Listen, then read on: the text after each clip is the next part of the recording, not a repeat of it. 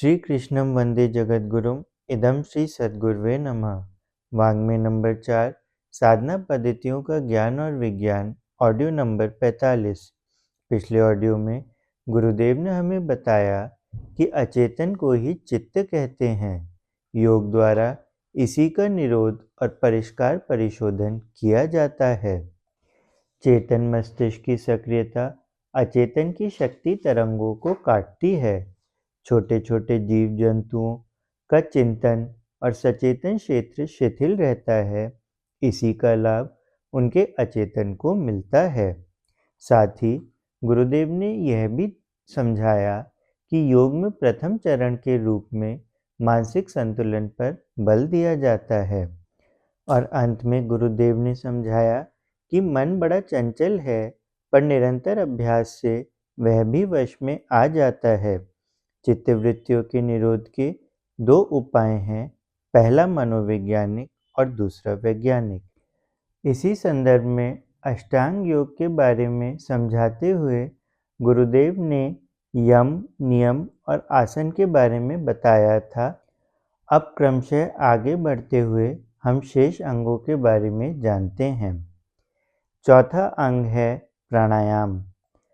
प्राणायाम का संबंध केवल श्वास खींचने, रोकने और श्वास छोड़ने भर से नहीं है, वरन शरीर की संपूर्ण चेष्टाओं का नियंत्रण भी प्राणायाम से ही होता है। छींक, जम्भाई, अंगड़ाई, आँखों का मिचकाना, थूक का बार बार निगलना, लघु शंका, ऐसी क्रियाएं शरीर में स्वतः उत्पन्न होती हैं। यह ना तो मनुष्य की इच्छा से ही होती हैं और ना ही सामान्य मनुष्य इन पर नियंत्रण रख सकता है। यह शरीर के विभिन्न प्राण, अपान, समान, उदान, व्यान आदि वायुओं के गुण धर्म हैं। उनकी जानकारी होने और नियंत्रण करने का सारा विज्ञान प्राणायाम कहलाता है। जीवित अवस्था में ही सूक्ष्म शरीर से बाहर निकल आना, दूरगमन, दूरानुभूति, परकाया प्रवेश आदि सब प्राणायाम के ही चमत्कार हैं, पर यह सब पीछे की बातें हैं। प्रारंभ में इसका उपयोग मनोनिग्रह के लिए है। उससे मन की निर्मलता बढ़ती है, जिससे मन अपने आप शांत और प्रफुल्ल बनने लगता है। पांचवा अंग प्रत्याहार। मन को बाह्य विषयों से रोकने के लिए प्रत्याहार करना पड़ता है। मन वस्तुतः और कुछ नहीं, अन्न का ही सूक्ष्म संस्कार है। अन्न ही रस, रक्त, मांस, मज्जा, अस्थि, वीर्य आदि बनता हुआ मन, बुद्धि, चित्त, अहंकार आदि सूक्ष्म शक्तियों, अंतःकरण चतुष्टय के रूप में परिलक्षित होता है। यदि हम अपना आहार शुद्ध कर लें तो यह स्वाभाविक है कि अपना अंतःकरण चतुष्टय भी शुद्ध हो जाए। खारी गन्ने का गुड़ खारी बनता है, उसी प्रकार दूषित अन्न का मन भी दूषित ही होगा। मन को शुद्ध और पवित्र रखने के लिए शुद्ध आहार आवश्यक है। यह सारी जानकारी प्रत्याहार के अंतर्गत आती है। छठा अंग धारणा। धारणा कहते हैं मन को किसी एक स्थान या देश में स्थिर करने को। प्रकाश के बारे में कहा जाता है कि उसका एक कण एक सेकंड में 1,86,000 मील चलता है, किंतु मन की गति के बारे में वैज्ञानिक आज तक 1000 कोशिशों के बावजूद भी नहीं जान पाए। मन के चलने की कक्षा कभी नहीं पता चल पाया, पर वह एक अति समर्थ शक्ति है, यह सभी जान गए हैं। उससे कोई लाभ इसलिए नहीं ले पाते क्योंकि वह बहुत अधिक चंचल है, स्थिर रहना उसका स्वभाव नहीं। धारणा शक्ति के द्वारा मन को किसी स्थान पर रोककर विश्लेषण कराना उसी तरह सिखाते हैं जैसे मदारी बंदर को सर्कस वाला शेर को। धारणा से मन को एक स्थान पर रोकने का अभ्यास करते हैं। सातवां अंग ध्यान। ध्यान भी धारणा की ही स्थिति है, पर उसमें इंद्रियों की चेष्टाएं, चाहे वह सूक्ष्म ही क्यों ना हो, समाप्त हो जाती हैं। इसलिए मन औरों के मन की, पदार्थों की, दूसरे किसी भी हो रही बातचीत आदि की जानकारी हजारों मील दूर बैठा होने पर भी ले लेने में समर्थ होने लगता है। दूरश्रवण, दूरदर्शन, भविष्य ज्ञान आदि ध्यान की ही सिद्धियां हैं। आठवां अंग समाधि। इस तरह जब ध्यान पूर्णतया निश्चेष्ट होकर केवल मात्र अतीन्द्रिय सुख में ही स्थिर हो जाए, वह अवस्था समाधि कहलाती है। इसके लिए कोई अभ्यास नहीं करना पड़ता। उपरोक्त सातों अवस्थाओं से पकी हुई स्थिति ही समाधि है। इस अवस्था में पहुंचा हुआ योगी अपने शरीर में ही विराट ब्रह्मा के दर्शन करता है। सदासार स्तोत्र में जगत गुरु शंकराचार्य ने उसी का वर्णन करते हुए लिखा है कि उचित प्रकार से योगाभ्यास और परमार्थ करने से इसी शरीर में ही निरंजन परमात्मा के दर्शन होते हैं। यह योग संसार में हर किसी के लिए सुलभ है। ऊंच नीच, स्त्री पुरुष, जाति पाति का कोई भेद नहीं है। हठ योग प्रदीपिका के अध्याय 1 श्लोक 2 में वर्णित है कि ब्राह्मण, क्षत्रिय, वैश्य, शूद्र व स्त्री योग का अधिकार सबको है। युवक हो या वृद्ध, और जिनका शरीर बहुत ही जीर्ण हो गया हो, जो बीमार, रोगी तथा इंद्रियों की दुर्बलता से ग्रस्त है, वे भी योग का अभ्यास कर सकते हैं। यह सभी को सिद्धि, शांति और मुक्ति देने वाला मार्ग है। इससे बड़ा अन्य कोई साधन आत्मिक प्रसन्नता की प्राप्ति के लिए संसार में है नहीं।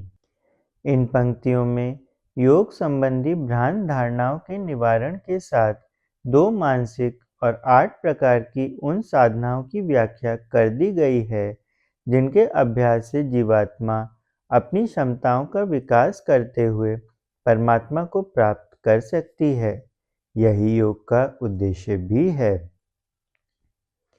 योग साधना का प्रथम चरण एकाग्रता संपादन। अध्यात्म साधना में एकाग्रता को महत्वपूर्ण स्थान दिया गया है। साधनाओं में से अधिकांश का एक ही उद्देश्य एकाग्रता संपादन, नादानुसंधान, चक्रवेधन, प्रत्याहार, धारणा, ध्यान, समाधि आदि जितनी भी योग की शाखा प्रशाखाएं हैं, उन सब में एक ही प्रक्रिया है, उच्च स्तरीय चिंतन सहित एकाग्रता की साधना।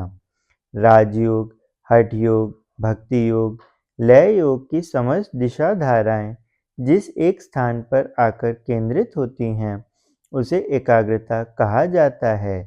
एकाग्रता में वृद्धि के अनुपात में ही साधक अपनी प्रगति और सफलता का अनुमान लगाते हैं। इसलिए उपनिषदकार ने नारद सनत कुमार जिज्ञासा समाधान के माध्यम से कहा है कि मन से बढ़कर संकल्प, संकल्प से भी बढ़कर चित्त तथा चित्त से भी बढ़कर ध्यान है।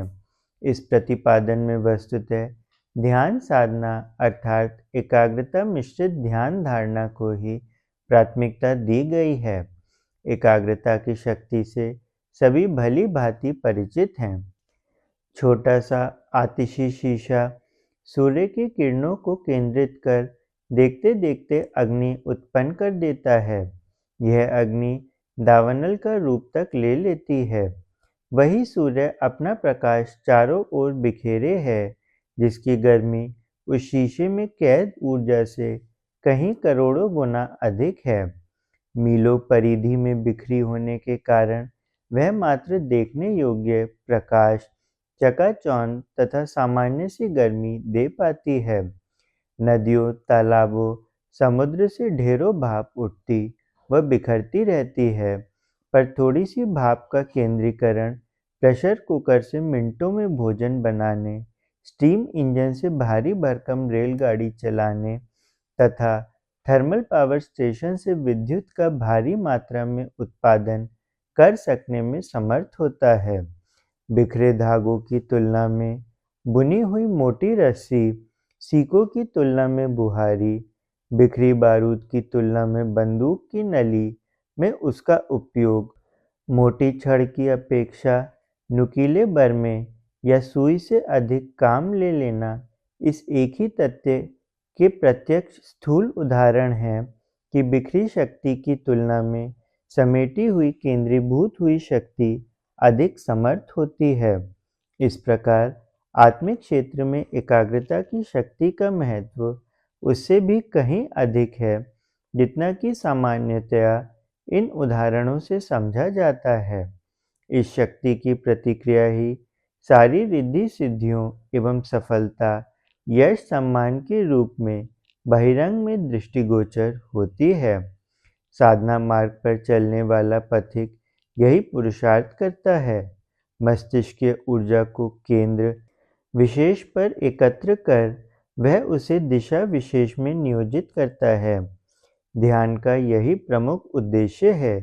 ईश्वर प्राप्ति और आत्मकल्याण जैसे महत् प्रयोजनों के लिए भी तन्मयता तत्परता की आवश्यकता पड़ती है।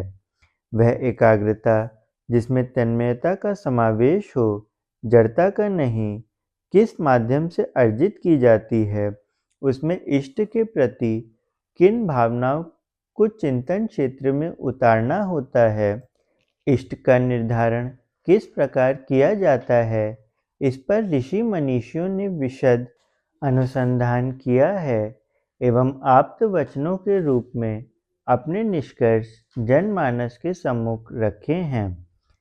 मुंडकोपनिषद के द्वितीय मंडूक के द्वितीय खंड में ऋषि कहते हैं कि उस परमेश्वर को जानना चाहिए जो सत असत रूप में सबके द्वारा वर्णीय, वरिष्ठ और जीवात्माओं की वृद्धि के परे है।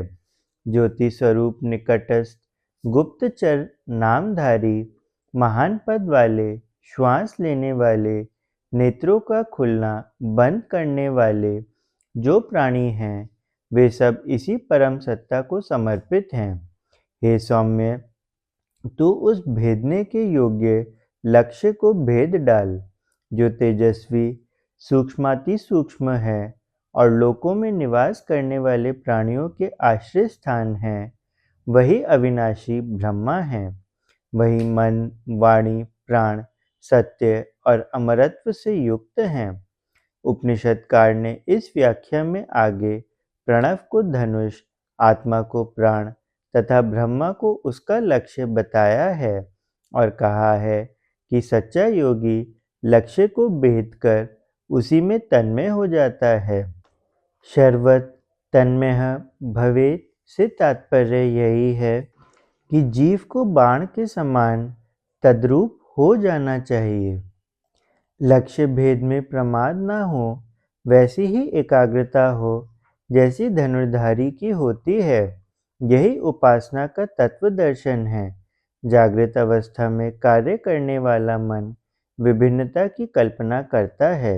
जब वही मन एकाग्र हो स्थिर होने लगता है, तो विविधता की कल्पनाएं मिट जाती हैं और एकता का, जीव ब्रह्मा की पारस्परिक निकटता का अनुभव होने लगता है। जागृति की दूसरी अवस्थाएं हैं स्वप्न एवं सुषुप्ति। भूमा अवस्था तो वहाँ भी होती है, पर वह मन की स्थिरता नहीं है। इसलिए लक्ष्य भेद वाली तन्मयता को एकाग्रता के साथ जोड़कर साधना के तत्व ज्ञान का विवेचन किया जाता है। धनुर्धारी की इस उपमा को अर्जुन ने समझा। बिखरी मनस्थिति को एकाग्रचित कर लक्ष्य भेद किया और वे सर्वगुण संपन्न द्रौपदी का वरण कर सके। इस द्रौपदी रूपी चरम लक्ष्य की प्राप्ति हर आत्मा रूपी अर्जुन द्वारा संभव है। श्वेताश्वतरोपनिषद के अध्याय 2 श्लोक 6 में तो इस तथ्य को बड़ी ही प्रांजल भाषा में समझाया गया है। ऋषि कहते हैं कि जहाँ अग्नि का मंथन होता है, जहाँ प्राण का विधिवत निरोध किया जाता है, जहाँ सोमरस का प्राकट्य होता है, उस स्थान पर मन नितांत पवित्र होता है। यही पवित्र निरोध किया मन इष्ट प्राप्ति में सहायक होता है, पर इसके लिए बड़ा पुरुषार्थ करना होता है। जैसे चतुर सारथी दुष्ट अश्वों वाले रथ को भी निर्दिष्ट मार्ग में ले जाता है, वैसे ही मन को भी सावधानीपूर्वक वशीभूत रखें। ध्यान प्रक्रिया के लिए धनुर्धारी और चतुर सारथी बने बिना गाड़ी आगे चलेगी नहीं। पातंजलि योग दर्शन का मुख्य उपदेश यही है कि मनुष्य चित्तवृत्तियों के निरोध से स्थूल भाव से प्रगति करके सूक्ष्मता की ओर अग्रसर होता जाए अथवा भौतिकता को कम करके आत्मबल तत्व को ग्रहण करता चले। मनुष्य की चित्तवृत्तियां ही भौतिक अथवा स्थूल जगत की वस्तुओं को ग्रहण कर उनमें लिप्त होने वाली होती हैं। जैसे जैसे उनका निरोध किया जाता है, उन्हें बहिर्मुख अवस्था से अंतर्मुख बनाया जाता है, वैसे वैसे मनुष्य आत्म जगत में प्रवेश होता चला जाता है। मुख्य साधन है किसी विशेष विधि के द्वारा चित्तवृत्तियों को एक लक्ष्य पर केंद्रित करना। इस अभ्यास से अंततः समाधि अवस्था प्राप्त हो जाती है, जो कि योग मार्ग का चरम उद्देश्य है। इसलिए दृष्टा मुनि ने आरंभ में ही योग सिद्धि के मूल मंत्र चित्तवृत्ति निरोध का उपदेश देकर उसकी पूर्ति के लिए अष्टांग योग का साधन बतलाया है। इसी योग मार्ग की विभिन्न शाखा प्रशाखाएं विकसित हुई हैं, जिनका सहारा लेकर साधक आत्म कल्याण का पथ प्रशस्त करता है। चंचलता का निरोध, परंतु इन सब में एक प्राथमिक शर्त है। जो ऐसा कर सकेगा वही अपनी बहुमूल्य क्षमताओं को योजनाबद्ध रूप से अभीष्ट दिशा में लगाने में समर्थ हो सकेगा। प्रगति हमेशा बिखराव को समेटने और दिशाबद्ध चरण बढ़ाते चलने पर ही संभव होती है। अपने भीतर क्या है, पिंड की पिटारी में कैसे कैसे बहुमूल्य रत्नों के भंडार छिपे पड़े हैं, यह तब तक नहीं ज्ञात हो पाता जब तक व्यक्ति अंतर्मुखी नहीं बनता। समुद्र तल पर मणिमाणिक्य मोती तो हैं, पर उन्हें समेटने के लिए गोताखोर स्तर की प्रवीणता विकसित करनी होती है। इंद्रियों की बनावट ही कुछ ऐसी है कि वे बहिरंग को देख पाती हैं। वह बिखरी संपदा के सानिध्य से होने वाली रसानुभूति का आनंद लेने को ललायित रहती हैं। अंत में भरे पड़े अपार वर्चस्व को जानने खोजने के लिए इंद्रिय शक्ति व बौद्धिक शक्ति का नहीं, आत्मिक शक्ति को खटखटाने वाली एकाग्रता संपादन की योग शक्ति का ही आश्रय लेना होता है। परमपिता ने न केवल विशाल ब्रह्मांड बनाकर रख दिया है, वरन उसकी लघु इकाई पिंड के रूप में गोरख धंधे से जकड़ दी है। पहेलियाँ उलझाने हेतु एक लीला जगत विनिर्मित कर दिया है, ताकि हम अविज्ञात को जान सकें, प्रसुप्त को जगा सकें, अनुपलब्ध को हस्तगत कर सकें। आत्मिक प्रगति की दिशा में चरण बढ़ाते समय जब साधक अंतर्मुखी बनता है, तो उसे एकाग्रता संपादन की ध्यान प्रक्रिया का सहारा लेना होता है। इसका एक ही प्रयोजन है, भीतरी सत्ता को, उसके वैभव को समझा जाए। यह परखा जाए कि इस क्षेत्र में भरी विकृतियों के दलदल में प्रगति का रथ क्यों फंसा रुका पड़ा है। ध्यान तभी सार्थक है जब एकाग्रता से अर्जित संग्रहित शक्ति को अभीष्ट प्रयोजन में प्रयुक्त कर लिया जाए। मेडिटेशन की चर्चा तो बहुत होती रहती है, पर इसे एकाग्र हो सकने की कुशलता भर मानना चाहिए। इस प्रवीणता को प्राप्त कर मनुष्य अपनी बिखरी चेतना को एकत्रित करके किसी एक कार्य में लगा देने पर जादू जैसी सफलताएं प्राप्त कर सकता है।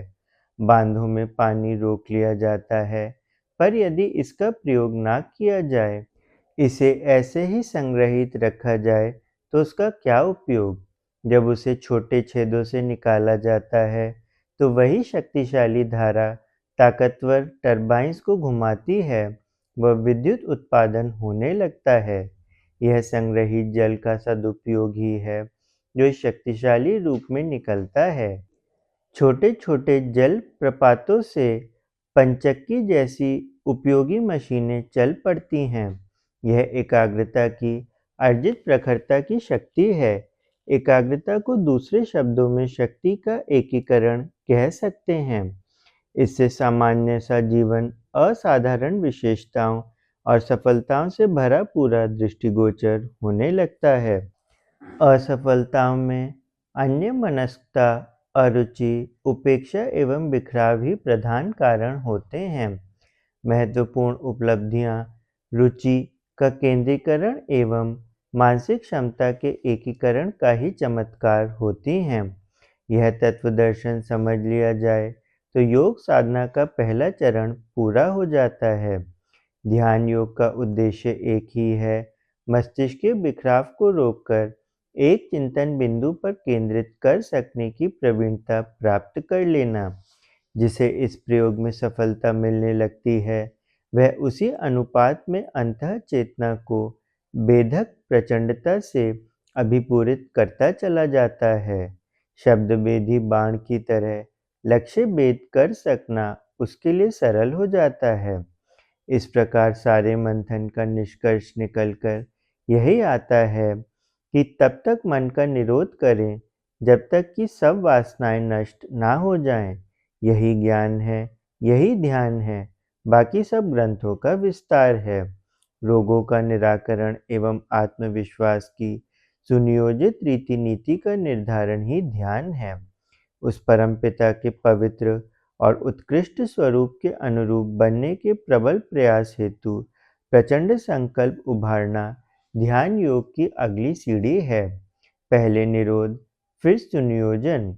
धीरे धीरे इस प्रगति क्रम पर चलते हुए इष्ट की तादात्म्यता जीव को ब्रह्म स्तर तक ही पहुंचा देती है।